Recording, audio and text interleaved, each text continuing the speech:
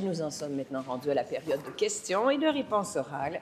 Pour ce faire, je cède la parole, en question principale, au chef de l'opposition officielle. Madame la Présidente, Nordvolt est en crise. La maison mère est en restructuration. Selon la ministre de l'Économie, ce processus va durer 5 mois. Les Québécoises et Québécois ont déjà mis 710 millions d'argent public et un 300 millions additionnel qui est déjà engagé contractuellement, ce qui ferait 1 milliard d'argent du Québec.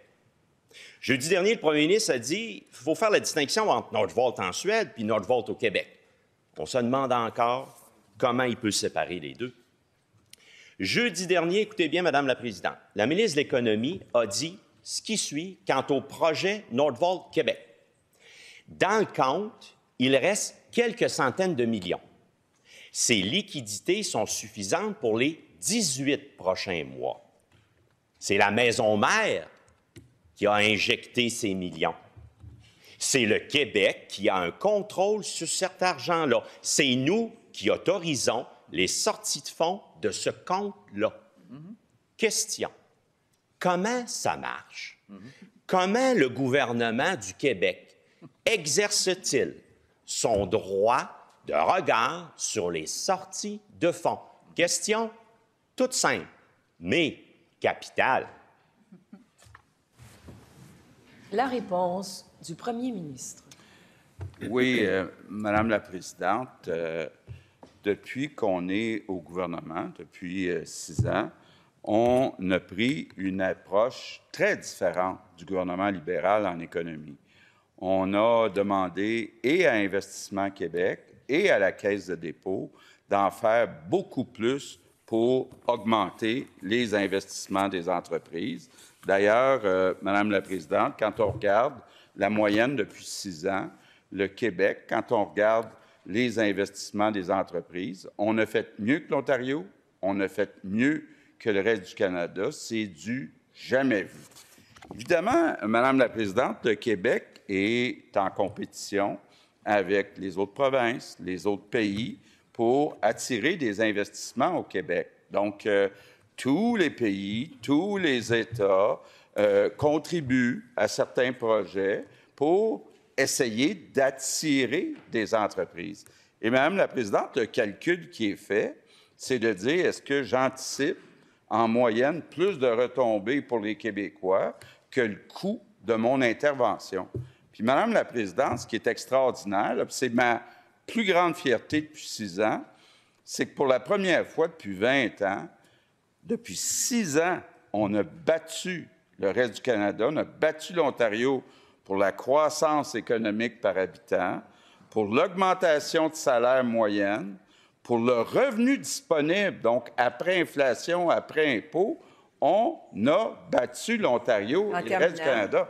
Donc, il faut regarder la moyenne. On peut bien jaser d'un investissement, il faut regarder... Première complémentaire. Oui, on peut bien jaser. On va jaser du 1 milliard d'argent québécois qui est dans notre fonds. Alors, on va jaser à matin, comme dit le premier ministre.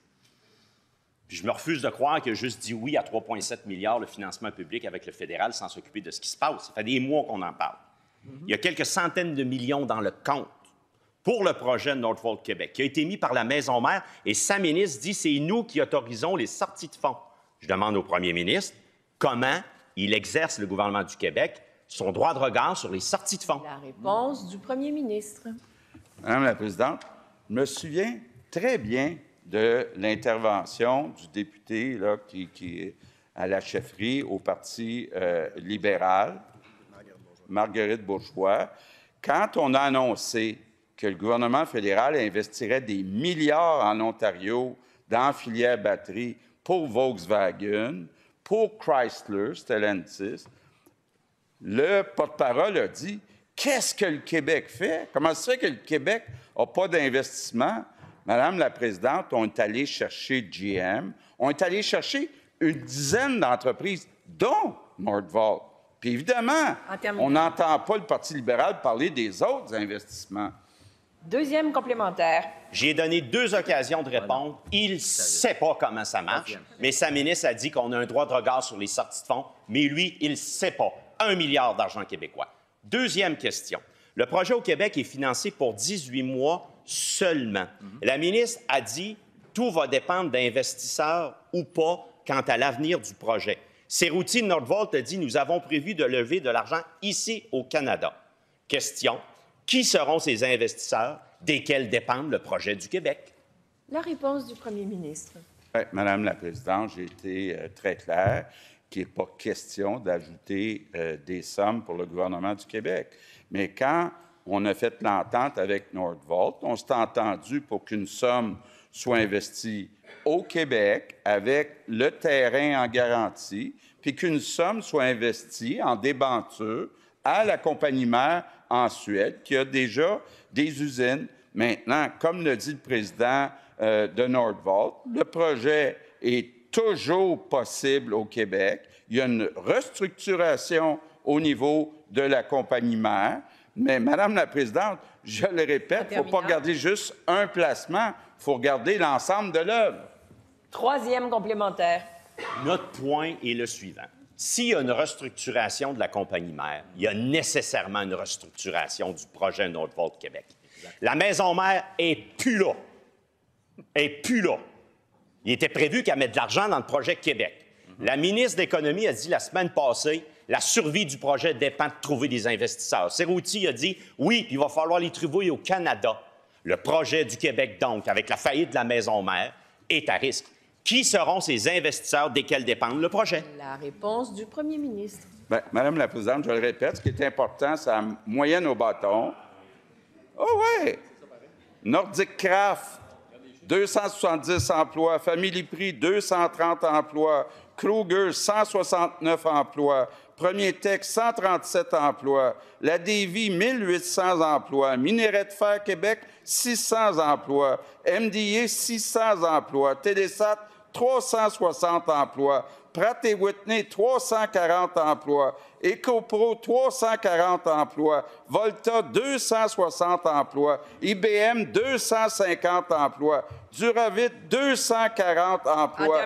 Grifols, 180 emplois. ECV, 100 emplois. En question principale.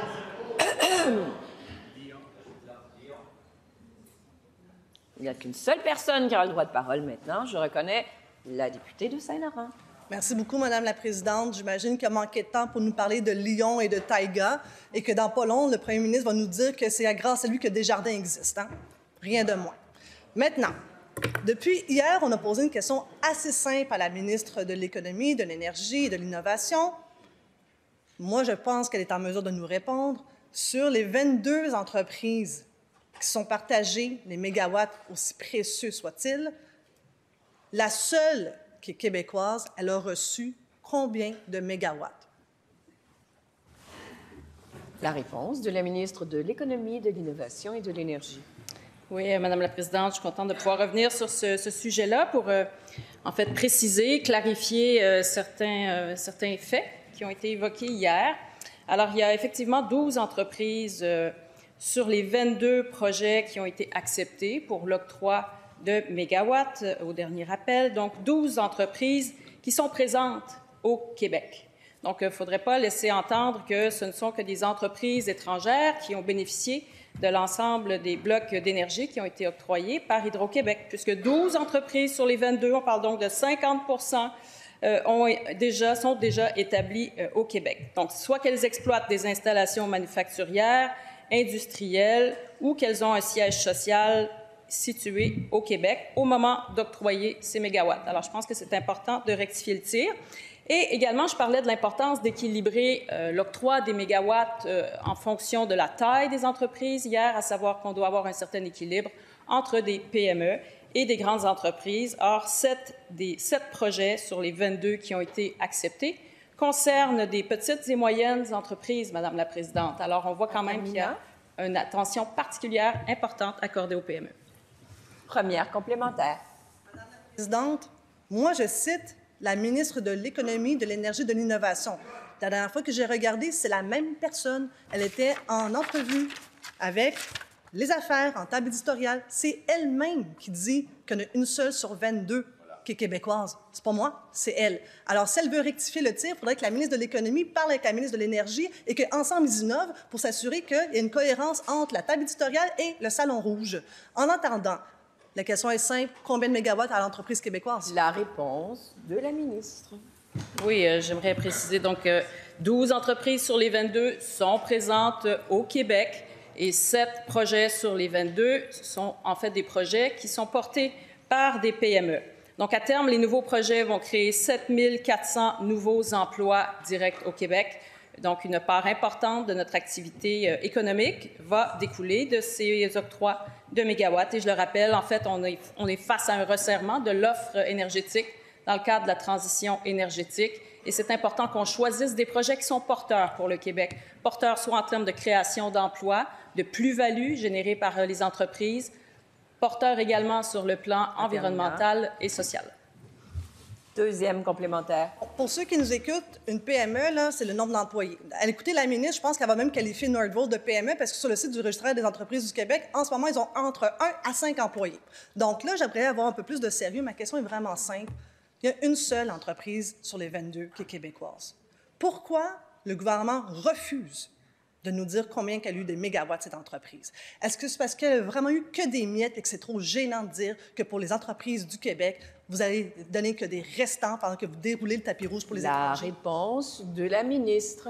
Oui, Madame la Présidente. Alors, je réitère que 12 entreprises parmi les 22 projets acceptés sont des entreprises établies au Québec.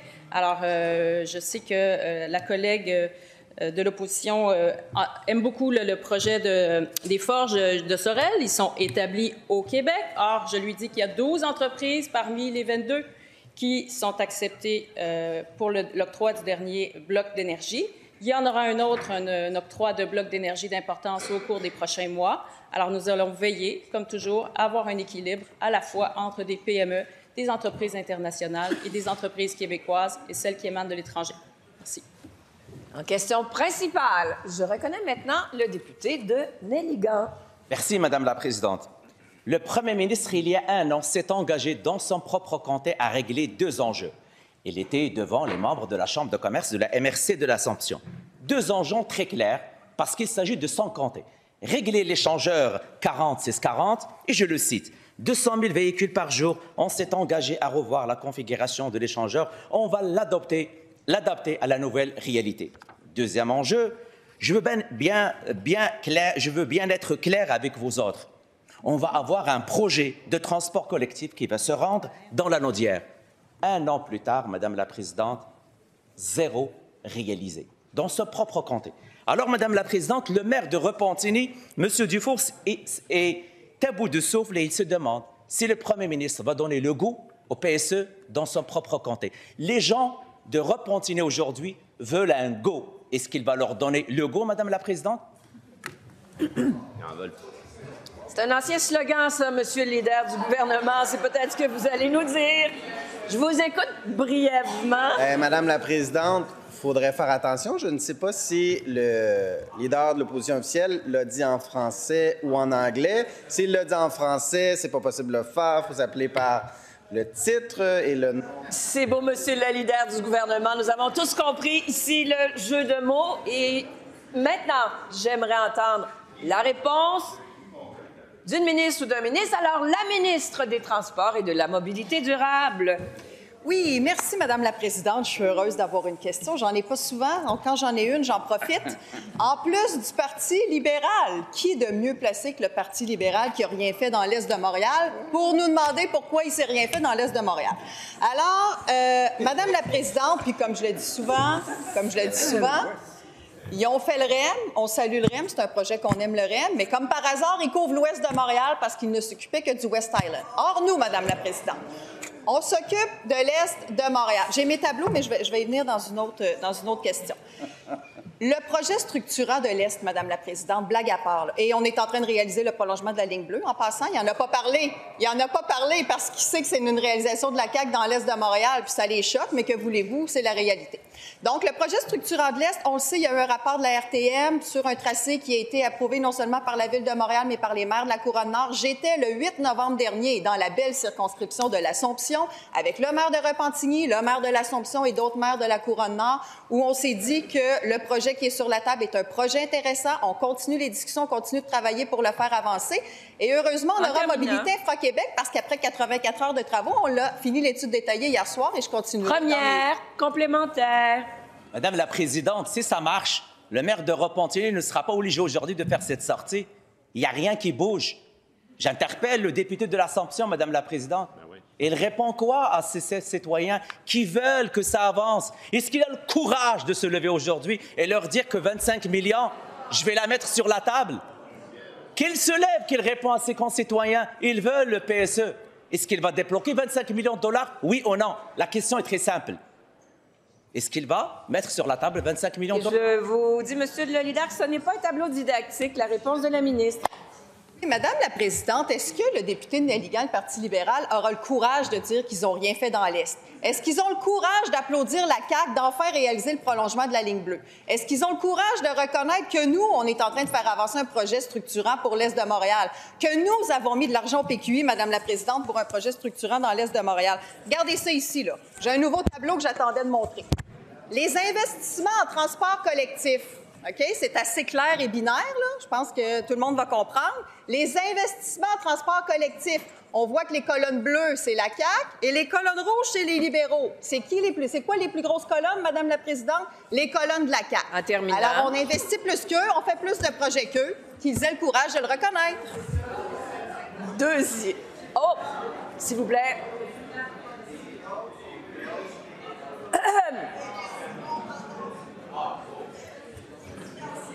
Youhou! Merci pour le retour au silence, je vous prie.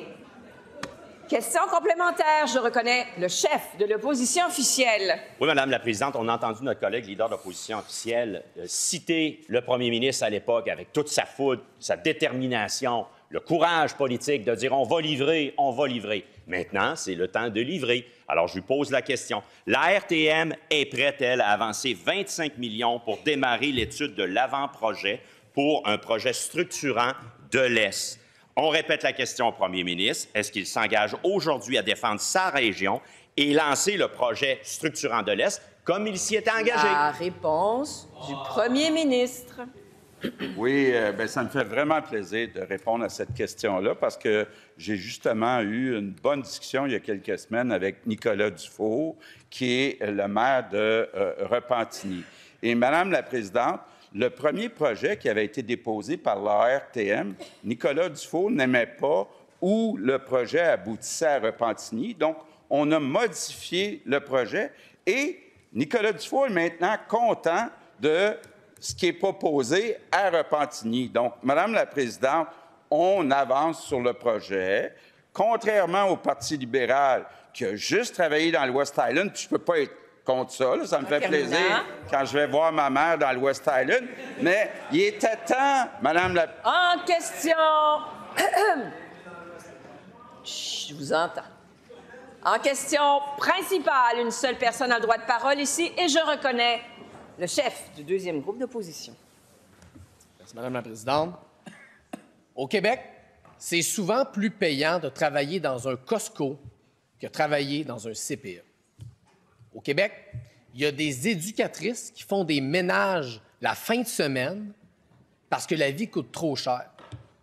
Au Québec, il y a des éducatrices qui, une fois qu'ils ont fini de nourrir les petits, bien, c'est eux qui mangent les restes parce qu'ils ne sont pas capables d'arriver à la fin du mois. C'est ça qui se passe au Québec. Le résultat, c'est que chaque jour, le Québec perd 10 éducatrices à la petite enfance. Puis 10 éducatrices de moins, là, c'est 80 familles qui n'ont pas de place. C'est 80 parents qui n'ont pas le choix de rester à la maison. C'est 80 familles qui n'ont pas le choix de s'appauvrir. Le premier ministre avait fait une promesse aux familles, une promesse aux parents du Québec, c'était de compléter le réseau de la petite enfance d'ici le 25 mars. Ça, c'est dans 4 mois. Et si la tendance se maintient, bien, dans les 4 prochains mois, il y a encore des centaines d'éducatrices qui vont continuer de claquer la porte. Les parents attendent des places et ils pensaient que le premier ministre respecterait sa promesse. Est-ce que le premier ministre peut reconnaître qu'il va rater son objectif? Est-ce que le premier ministre peut reconnaître qu'il s'enligne pour briser sa promesse aux parents du Québec? La réponse du premier ministre. Bien, Madame la présidente, ceux qui étaient ici dans le dernier mandat vont se souvenir du chef de Québec solidaire qui était contre les négociations puis les augmentations de salaire différenciées aux différents groupes d'employés. Rappelez-vous, Québec solidaire disait il faut offrir la même augmentation de salaire à tout le monde. On n'a pas écouté Québec solidaire dans la dernière négociation. On a donné une augmentation de 18 aux éducatrices dans les garderies. Je ne sais pas si peut-être que Québec solidaire a changé d'idée. Madame la présidente, on n'a pas juste augmenté les salaires de 18 on a mis des incitatifs. Les étudiants ou étudiantes qui vont dans les cégeps étudier pour devenir éducatrices ont maintenant une espèce de subvention pour compléter leurs études, les encourager, les inciter à s'inscrire. Et Madame la présidente, ça fonctionne tellement bien qu'on a réussi à embaucher 7 500 nouvelles éducatrices. Donc, quand même, Madame la présidente, je sais qu'il reste du travail à faire, mais une chance qu'on n'a pas écouté Québec solidaire, qui ne voulait pas qu'on offre des plus grosses augmentations de salaire aux éducatrices et aux enseignants. Première complémentaire. Le premier ministre a manqué une bonne game. Il dit ça marche tellement bien, Madame la présidente, que les inscriptions là, pour les futures éducatrices, elles piquent du nez. Parce que les conditions ne sont pas assez bonnes. Ça marche tellement bien que chaque jour, on perd 10 éducatrices en CPE. Non, ça ne marche pas bien en ce moment, le plan du premier ministre, Madame la présidente. Est-ce qu'il peut reconnaître qu'il va briser sa promesse?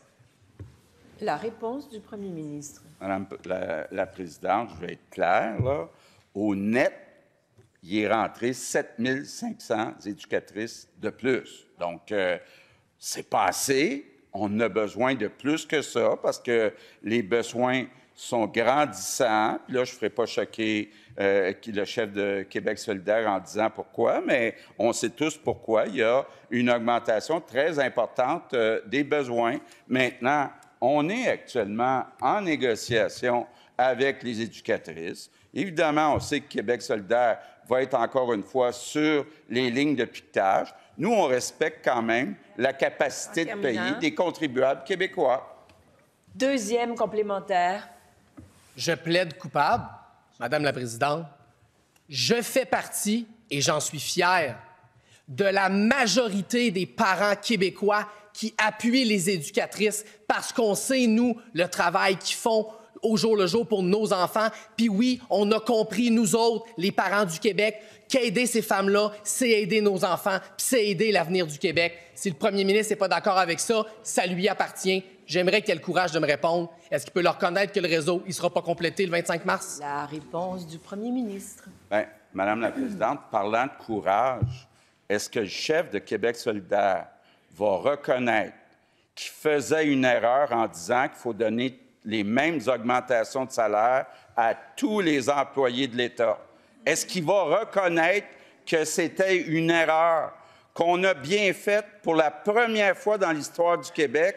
On a donné des augmentations de salaire différenciées, on a donné plus aux enseignantes, plus aux éducatrices. Va-t-il admettre qu'il était dans l'erreur? En question principale, je reconnais maintenant la députée de Mercier. Merci, Madame la présidente. Hier, j'ai déposé la pétition la plus populaire du présent mandat. Près de 100 000 signatures de Québécois et Québécoises qui demandent que la contraception soit gratuite au Québec. J'ai interpellé aussi la ministre de la Condition féminine et j'ai senti qu'elle était ouverte. Elle avait dit éventuellement qu'elle pourrait le faire. Je veux travailler avec elle pour aller le plus rapidement possible parce qu'il y a un consensus au Québec pour protéger les droits des femmes alors qu'ils sont attaqués de toutes parts au sud de la frontière et aussi éventuellement à l'ouest avec un futur gouvernement Poilievre que le premier ministre appuie. Le coût de la contraception brime la liberté de choisir des femmes. Je veux tellement aider la ministre que j'ai demandé une séance de travail pour que la pétition la plus populaire soit étudiée en commission. Est-ce que la ministre peut parler avec ses collègues pour les convaincre que pour la première fois de l'histoire d'un gouvernement de la CAQ, il y ait une pétition qui soit étudiée en commission? Merci. La réponse de la ministre responsable de la condition féminine. Bonjour, Madame la Présidente. D'abord, on parle ici de procédure parlementaire et les commissions parlementaires sont souveraines. C'est elles qui décident si elles acceptent ou non d'étudier un thème ou un autre. Alors, si je comprends bien, cette pétition a été déposée et c'est à la commission parlementaire de décider ce qu'elle entend faire et des suivis qu'elle entend porter à cette pétition-là.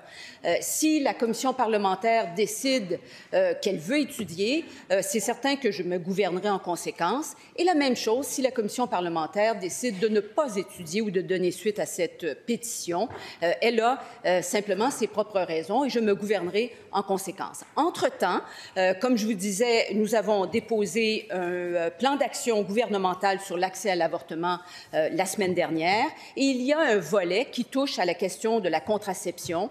C'est un enjeu important dans notre société. Je vous dirais d'abord que les avortements au Québec ont connu une baisse significative de 30 % dans les 10 dernières années. Autrement dit, la contraception fonctionne, mais il y a quand même un travail de sensibilisation à faire et c'est ce que nous ferons et nous l'avons noté complémentaire. On parle de droits des femmes, 100 000 personnes, ils nous écoutent. C'est important de répondre à ça parce que le bilan de la CAQ en matière de pétition est déplorable. Plus de 1,8 million de personnes ont signé plus de 600 pétitions depuis 2018. Et on a ici un tableau qui montre que les gouvernements précédents, incluant le court gouvernement du PQ, ont demandé d'étudier en commission des pétitions, alors que pour la CAQ, c'est 0, 0, 0. Quel meilleur sujet que la contraception pour renverser la tendance? Est-ce que le ministre est d'accord avec moi? La réponse de la ministre. Madame la Présidente, je n'ai aucune idée du nombre de pétitions qui sont soumises aux commissions parlementaires.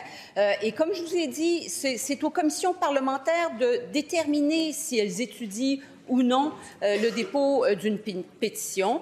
Je n'ai pas le contrôle sur cette question-là. Et sur la question de la contraception, comme je vous dis, je travaille avec mes équipes à voir qu'est-ce qu'on peut faire pour améliorer la situation des femmes. Sachez que les femmes au Québec, en général, ont une couverture pour la contraception. 66 % des femmes du Québec ont une couverture privée et 33 % ont une couverture de la RAMQ, mais nous continuons à travailler avec le gouvernement fédéral sur ce dossier. Deuxième complémentaire. J'aurais aimé entendre l'opinion de la ministre de la Condition féminine, de ne pas se cacher derrière des procédures parlementaires. Je comprends que la commission peut décider, mais elle, c'est quoi son opinion? C'est un investissement à coût nul pour les finances publiques. Le ministre des Finances devrait être heureux. C'est aussi une mesure de prévention pour le système de santé. Le ministre de la Santé devrait être heureux. Est-ce que la ministre accepte de répondre à l'appel des 100 000 personnes qui ont signé cette pétition pour qu'elle soit demandée en commission ou qu'on travaille ensemble pour faire avancer ce dossier rapidement? Et je vous rappelle de faire attention aux mots que vous... Oui, monsieur le leader du gouvernement, je vous écoute. Madame la Présidente, vous le savez, il est au lexique, alors je vous demanderai de demander à la députée de Mercier de retirer le terme qu'elle a utilisé. Alors, je dois vous demander de le retirer. Parfait, vous le retirez bien. Madame la ministre. Et merci, Madame la Présidente. Alors, la députée souhaite entendre la ministre de la Condition, responsable de la Condition féminine, et je vous dis qu'à titre de ministre de la Condition féminine, au sein de mon gouvernement, les droits des femmes, c'est une priorité. D'ailleurs, notre gouvernement a investi des sommes records, notamment pour contrer la violence conjugale et la violence sexuelle. Nous travaillons sur l'accès à l'avortement. Nous avons déposé un plan qui est particulièrement bien reçu, notamment des groupes de femmes et des partis d'opposition également qui ont été largement consultés sur cette question. La question de la contraception, la députée le sait que nous travaillons sur ce dossier, mais pour l'instant, les femmes ont accès à différents programmes d'assurance. Mais nous question principale. Je reconnais maintenant le député de Laurier-Dorion. Madame la Présidente, vous le savez, la crise du logement est loin d'être terminée. C'est pourquoi nous allons dévoiler une pétition de plus de 8600 noms demandant la construction de nouvelles habitations à loyer modique partout au Québec.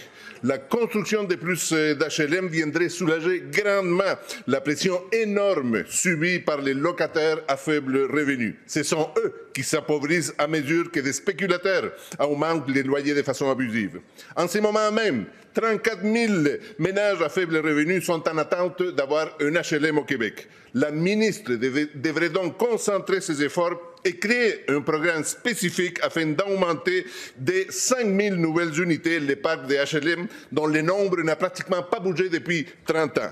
La ministre va-t-elle entendre la voix de la raison et financer la construction de 5 000 habitations à loyer modique au Québec?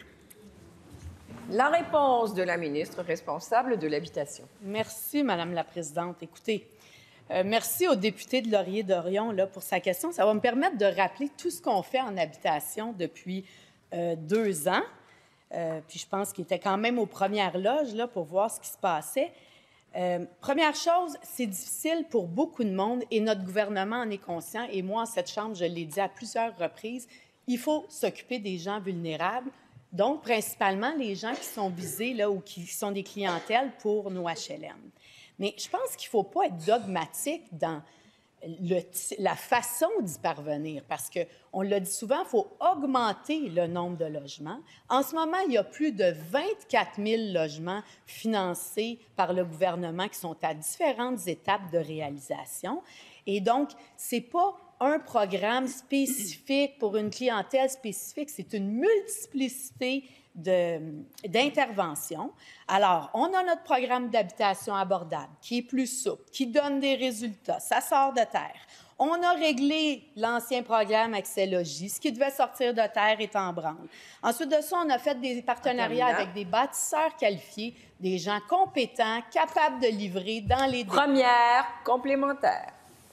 On le sait, toute bonne politique de lutte à la pauvreté commence par un toit digne et financièrement accessible aux gens qui ont les plus de besoins. La ministre devrait arrêter de s'éparpiller et si le gouvernement est minimalement sérieux dans son intention de lutter contre la pauvreté, il devrait financer l'élargissement des habitations à loyer modique au Québec. Voilà une mesure structurante et à long terme. La ministre va-t-elle mandater les offices municipaux d'habitation à construire davantage d'HLM? La réponse de la ministre. S'il y a une chose qu'elle ne fait pas, la ministre, c'est s'éparpiller. La ministre, elle livre, Madame la Présidente. Alors, quand je parle de bâtisseurs qualifiés, je ne parle pas de pelleteurs de nuages. Là. Je parle de gens qui livrent et qui vont livrer dans les délais. Et, à titre d'exemple, Mission Unité Aînée, un partenariat justement pour construire du logement pour les gens les plus vulnérables de notre société, pour une clientèle âgée à très faible revenu. Ça va être livré dans les délais, dans les budgets, à l'intérieur de 2 ans. La ministre a focus sur des gens qui sont capables de livrer pour donner des résultats à la population, Madame la Présidente.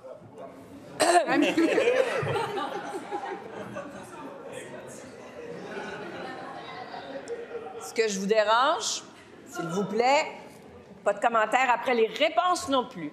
Deuxième complémentaire. Malheureusement, Madame la Présidente, la ministre, oui, elle éparpille l'investissement public en habitation. Je répète, il y a en ce moment 34 000 ménages en attente pour obtenir un HLM au Québec. 34 000 ménages. Ces ménages s'appauvrissent à chaque année davantage à cause des augmentations des loyers. Qu'est-ce que la ministre leur propose? D'avoir un PSL pour payer les augmentations des loyers ou leur offrir un HLM qui conservera les loyers bas à long terme? La réponse de la ministre. Présidente. Alors, effectivement, ça prend les deux. Ça prend de la construction, qui est de l'aide à la brique. Ça prend des programmes de supplément de loyer, des PSL, qui sont des aides à la personne et qui, encore une fois, visent les clientèles les plus vulnérables. Pour revenir au délai d'attente des HLM, bien, écoutez, Madame la Présidente, en 2023, qui est le chiffre relevé par le député de Laurier-Dorion, effectivement, 34 000 personnes en attente. Bien, en 2024, ça a baissé à 30 000, puis ça, c'est en date de septembre. Les chiffres qu'on a sont encore plus bas. Le ménage se fait. Les gens visent à donner des résultats, puis les gens les plus vulnérables, on les accompagne, puis on va être sûr qu'ils aient un toit sur la tête, à des prix raisonnables. En terminant, et en question principale, je reconnais maintenant le député de Jean Lesage. Oui, tout à fait. Allez-y, je vous écoute, monsieur. Merci, Madame la Présidente. La qualité de l'air, c'est un enjeu de santé publique majeur à Limoilou, en Basse-Ville de Québec, mais à Québec puis au Québec aussi en général. On n'arrête pas de produire des études et des rapports dont les conclusions sont très précises, mais le gouvernement les ignore souvent. Pire, on encourage des projets de développement portuaire qui vont complètement à l'encontre des recommandations de santé publique. Le nouveau projet de terminal de conteneurs QSL au port de Québec va faire débarquer environ 300 camions par jour dans nos quartiers déjà saturés de pollution. Or, les conclusions du rapport du groupe de travail sur les contaminants atmosphériques déposé en 2023 par le ministre de l'Environnement sont claires. Il faut réduire les émissions de particules fines et il faut réduire le camionnage. Le ministre trouve-t-il vraiment que le projet de terminal de conteneurs de QSL au port de Québec respecte les recommandations de son propre rapport? Va-t-il choisir les profits du port ou la santé des citoyens? La réponse du ministre de l'Environnement, de la lutte contre les changements climatiques, de la faune et des parcs. Merci, Madame la Présidente. Merci aux collègues pour cette question.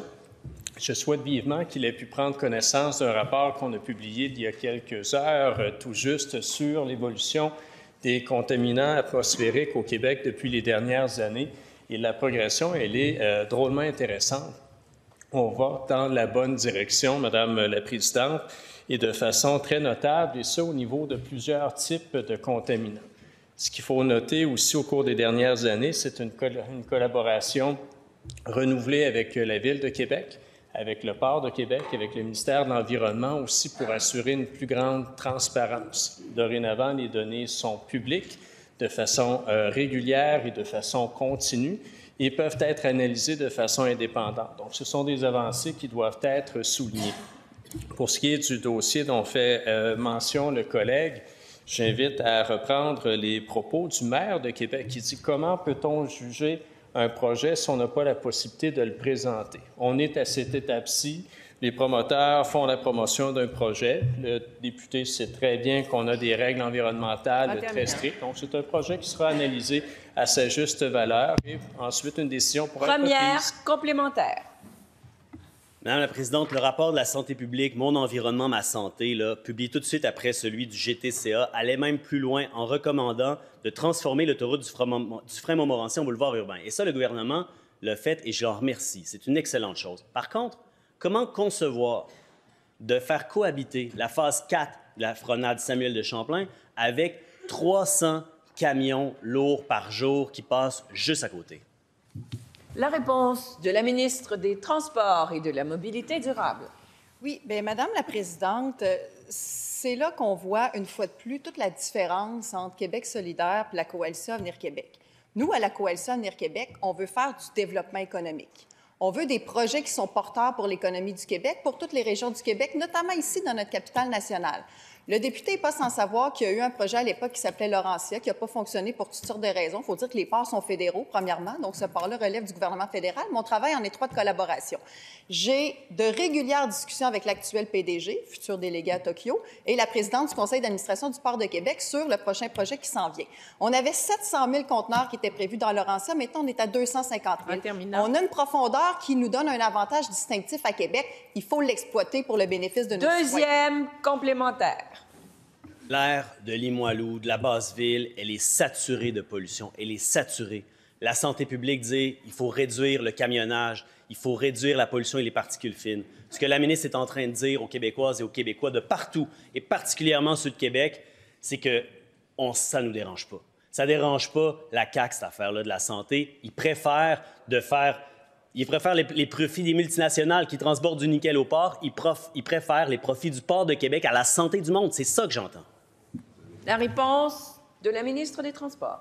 Oui, donc, alors, Madame la Présidente, et le projet actuel, évidemment, on va laisser le soin au port et à QSL de le présenter plus exhaustivement, mais il n'empiète plus sur le fleuve. Il y a énormément de bénéfices et d'améliorations par rapport au précédent projet en termes d'acceptabilité sociale. Et quand le député me parle de la qualité de l'air, savez-vous une bonne façon d'améliorer la qualité de l'air, Madame la Présidente? Le transfert modal. Pas juste des personnes dans les autobus, le transfert modal des marchandises. Or, tout ce qu'on peut recevoir comme marchandises par la voie maritime, ça fait en sorte qu'on a moins de camions sur les routes. Alors, on réduit les GES. Donc, tout ça est d'une logique et d'une intelligence implacable, Madame la Présidente. Mais encore une fois, on a la CAQ qui veut faire du développement économique et QS qui s'oppose à toute forme de développement. C'est clair. En question principale, je reconnais maintenant le député des Îles-de-la-Madeleine. Merci, Madame la Présidente. J'aimerais offrir une nouvelle opportunité à la ministre des Transports et de la Mobilité durable de répondre aux maires de la Couronne nord de Montréal qui s'activent dans les médias hier et aujourd'hui parce que leur patience est à bout. Ce matin, évidemment, il est question plus spécifiquement du projet structurant de l'Est qui fait du surplace. Le rapport de la RTM a été déposé il y a 6 mois, le 24 mai dernier, et depuis au gouvernement, c'est silence radio. Ça s'ajoute évidemment à 6 ans d'inaction en transport dans l'Est de Montréal, un pas en avant, 2 pas en arrière, stop ou encore. Maintenant, ce qu'on veut, c'est que ça bouge et les maires se demandent pourquoi on n'a pas d'avancée concrète dans ce projet-là. Une demande est faite pour qu'une vraie étude d'avant-projet soit menée. La RTM est même prête à avancer l'argent au gouvernement, 25 millions de dollars, pour faire cette étude. Est-ce que la ministre va aller de l'avant et faire l'étude d'avant-projet? La réponse de la ministre des Transports et de la Mobilité durable. Oui, merci, Madame la Présidente. Bien là, écoutez, j'ai eu le droit à une question des libéraux puis à une question du Parti québécois. Je vais pouvoir remontrer un tableau qui va non seulement montrer que les libéraux mettaient moins d'argent que nous en transport collectif, mais en plus que le PQ, c'est encore pire que les libéraux. Je vais y venir, Madame la Présidente. Donc, ce dont il est question plus précisément, c'est l'avant-projet préliminaire. Et oui, il est en discussion avec la RTM. La RTM nous dit qu'ils ont 25 millions, mais je veux quand même rappeler qu'ils m'ont demandé 560 millions pour éponger des déficits cette année. Donc, s'ils ont 25 millions qui traînent quelque part, ils pourraient peut-être penser à le mettre sur le déficit avant de nous demander de l'argent. Toujours est-il, Madame la Présidente, que nous, de toute façon, on en a des sommes provisionnées au PQI pour le projet structurant de l'Est, parce que je l'ai dit tout à l'heure, dès notre arrivée en 2018, ça a été une priorité de faire du développement dans l'Est de Montréal, pas seulement en mobilité. On a des projets aussi à l'économie, on a des projets de logement avec ma collègue à l'habitation. On est en train de développer et de dynamiser et de vitaliser l'Est de Montréal. Et le projet de mobilité va se ramifier, oui, sur la Couronne nord. Le maire de Repentigny, le maire de l'Assomption, le maire de Terrebonne sont tous au courant de ça. Le tracé, comme le dit le premier ministre, on l'a amélioré à la faveur d'un appui de l'ensemble des élus concernés. Alors, Madame la Présidente, il y aura une annonce en temps et lieu, mais le projet, il avance. Première complémentaire. Des sommes prévues au PQI, là, ça ne fait pas avancer les projets. D'ailleurs, à chaque année qu'on perd sans faire avancer ce projet-là... Écoutez, vous êtes trop bruyant de ce côté-ci de la Chambre, s'il vous plaît. Soyez respectueux avec le collègue qui pose sa question. S'il vous plaît, je vous entends, Monsieur le ministre, je vais vous nommer. Il vous reste 21 secondes. Nous vous écoutons. Silence. À chaque année, on perd 465 millions de dollars lorsqu'on retarde un projet comme celui du projet structurant de l'Est. Est-ce que ça, c'est bien gérer les finances publiques? S'il y a de l'argent au PQI, pourquoi ne pas faire avancer le projet plutôt que de poursuivre les discussions en vain? La réponse de la ministre. Bon, alors, Madame la Présidente, on apprend du Parti québécois que mettre un projet au PQI, ça ne le fait pas avancer. Bon, ça revient à dire que financer un projet, ça ne le fait pas avancer. Je pense que même Québec solidaire comprend que financer un projet, ça le fait avancer. Fait que je l'invite peut-être à réfléchir à ça. Et parlant de PQI, Madame la Présidente, bien, allons-y avec mon fameux tableau comparatif, parce que c'est important, Madame la Présidente, OK? Parce que dans les faits, les choix d'investissement d'un gouvernement parlent et traduisent ses intentions et sa capacité à réaliser des projets. Or, les investissements en transport collectif dans les PQI, regardez ça, Madame la Présidente, un autre nouveau tableau. Je n'avais pas encore pu le montrer. Ça, c'est la CAQ ici, 12,7 milliards. Libéraux, 7 milliards. PQ, 6,5 milliards. Le pire parti qui a formé le gouvernement. Deuxième complémentaire. Chut. Madame la Présidente, encore une fois, on prévoit de l'argent au PQI sans l'investir, sans le dépenser. sans aller chercher des experts pour faire l'étude d'avant-projet. Et on essaye de nous faire croire aujourd'hui, parce qu'on a des beaux tableaux, des colonnes puis des chiffres, que le projet, il avance. Sur le terrain, rien ne s'est passé. La RTM le dit, les maires le disent, tout le monde le sait. Pourquoi la ministre s'obstine-t-elle plutôt à dire que le projet avance alors qu'il n'y a absolument rien de concret sur le terrain? La réponse de la ministre. Mais Madame la Présidente, le projet avance pour la simple et bonne raison qu'on est en train d'en parler en ce moment. C'est toujours bien parce qu'il y a un projet qui existe. Avant qu'on arrive, c'était le néant dans l'Est de Montréal et sur la Couronne aussi. Alors, Madame la Présidente, je reviens à mon tableau. Le Parti québécois est celui qui, dans tous ceux qui ont formé le gouvernement, a le moins investi en transport collectif. Et aujourd'hui, ils se réveillent, ils font semblant que c'est une priorité puis que c'est important pour eux. Fait que, Madame la Présidente, le maire de Repentigny, tout comme les élus de la Couronne-Nord, je pourrais vous faire la liste des dates et du nombre de rencontres qu'on a tenues avec l'ARTM, avec les maires de la Couronne-Nord, avec les gens de Montréal, pour s'assurer que le tracé et le projet conviennent à tout le monde. L'acceptabilité puis l'adhésion à un projet structurant de transport collectif, on vient de passer 84 heures à en parler. C'est fondamental, c'est maintenant chose faite et ça avance. Bravo. En question principale, je reconnais maintenant la députée d'Émile-Île. Merci, Madame la Présidente. Alors, la ministre de l'Habitation a confirmé tout à l'heure qu'il y a plus de 30 000 ménages sur la liste d'attente pour un logement social. Mais la réalité, c'est que ce chiffre-là est vraiment sous-estimé parce que pendant 6 ans, ça n'a pas bougé et les gens se découragent des délais et s'inscrivent même plus sur les listes d'attente. Or, la majorité des projets annoncés dans les derniers mois visent le logement abordable plutôt que le logement social. Par exemple, le projet Unité Aînée, mentionné par la ministre, qu'il soit à Montréal ou à Rimouski, le loyer partira à 900 $ par mois pour un 4,5. Je rappelle qu'un aîné qui reçoit le supplément de revenu garanti gagne à peine 21 000 par année. Alors, la réalité, c'est que la majorité des aînés n'auront pas les moyens d'habiter dans les projets actuellement financés par le gouvernement.